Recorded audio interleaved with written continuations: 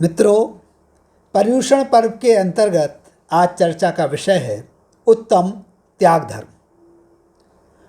आमतौर पर जो त्याग शब्द है उसका जो शाब्दिक अर्थ है हम सभी जानते हैं।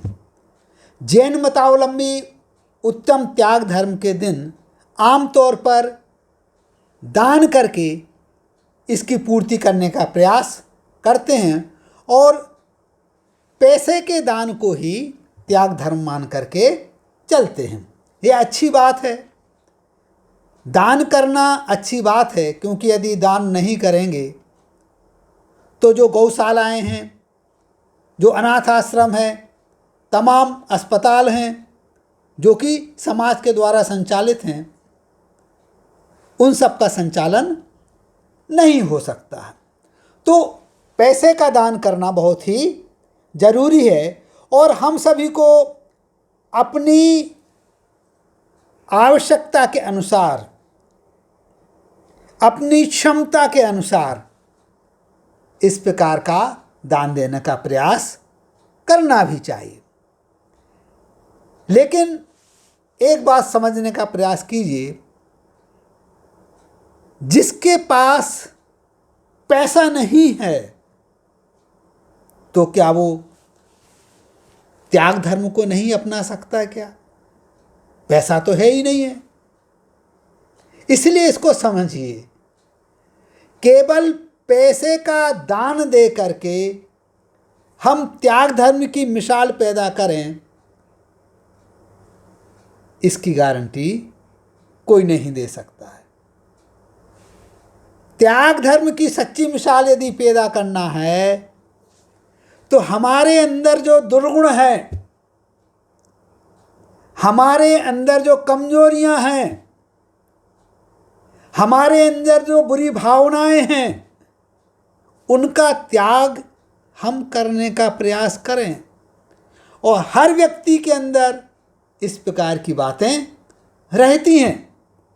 तो जो भी व्यक्ति इन दुर्गुणों का त्याग करता है, क्रोध, मान, माया, लोभ का त्याग करता है, हिंसा का त्याग करता है, बुरी चीज़ों का त्याग करता है, शराबी शराब का त्याग करता है, जुआरी जुआ खेलने का त्याग करता है, क्रोधी क्रोध पर नियंत्रण करने का प्रयास करता है, वह तो पैसे के दान से और अच्छा है, उत्कृष्ट है। इससे वास्तव में हमारे जीवन में सुख और शांति तो आएगी ही, लेकिन जब हम शांत रहेंगे तो हमारे घर का वातावरण शांत रहेगा। जब हमारे घर का वातावरण शांत रहेगा तो हमारे अड़ोसी पड़ोसी भी खुश रहेंगे, हमारी समाज में भी अच्छी छवि बनेगी और हम देश को भी एक उचित सहयोग देने का सोच सकेंगे।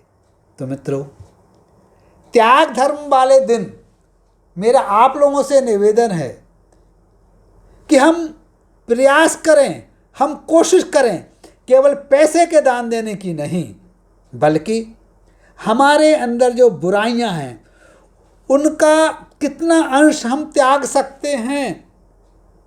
पूरा त्याग सकते हैं, बहुत अच्छी बात है।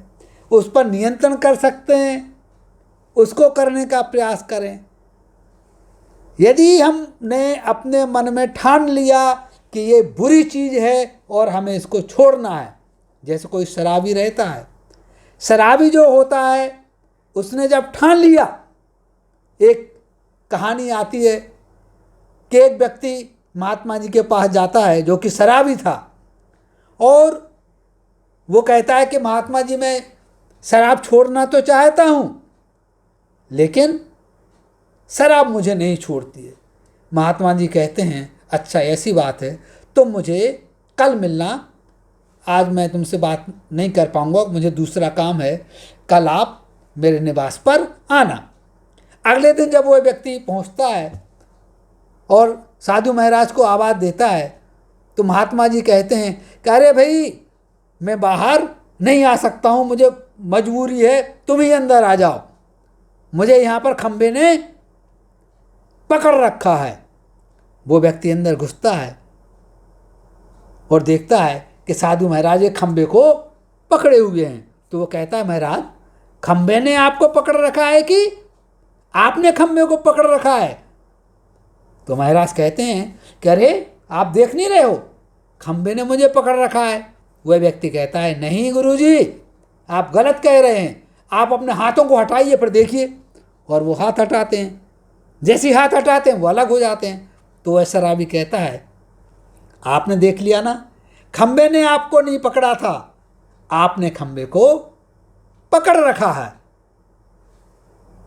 इसी प्रकार महात्मा जी कहते हैं कि तुम बात सही कह रहे हो, इसी प्रकार अपनी बात को समझो कि तुम जो कह रहे हो कि शराब ने हमको पकड़ रखा है, ऐसा नहीं है।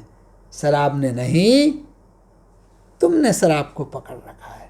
शराबी की समझ में बात आ जाती है, तो जैसे ही उसके मन में ये बात आती है वैसे ही वो शराब का त्याग कर देता है। तो मित्रों, हम भी अपने अंदर के दुर्गुणों को, अपने अंदर की बुराइयों को त्याग करके, दूर करके पर्युषण पर्व की सार्थकता को साकार रूप प्रदान करें। नमस्कार, जय हिंद, जय भारत।